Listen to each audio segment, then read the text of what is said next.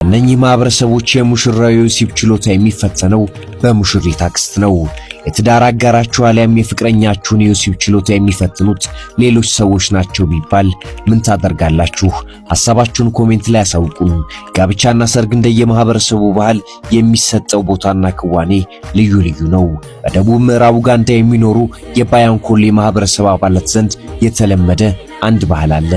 የዚህ ማህበረሰብ አባል የሆነች አንዲት ልጃገረድ እድሜዋ ለትዳር ሲደርስ ከሚጠበቅባት ግዴታዎች አንዱ ክብረ ንጽህናዋን ጠብቃ መቆየት ነው።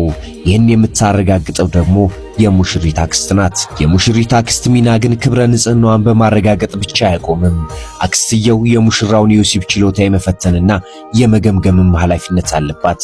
አዎ አክስትየው ሙሽራው ሙሽሪትን ከማግባቱ በፊት አብራው ተኝታ አልጋ ላይ አቅሙን ትፈትሻለች።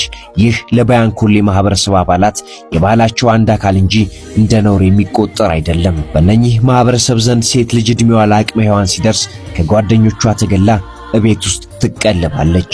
ለእነርሱ የሴት ልጅ ውፍረት የውበት መገለጫ ነውና ቤተሰቦቿ ልጃቸው ከማግባቷ በፊት ድንቡሽ ውሽ ብላና ክብረ ንጽህናዋን ጠብቃ እንድትቆይላቸው የተሻላቸውን ሁሉ ያደርጋሉ።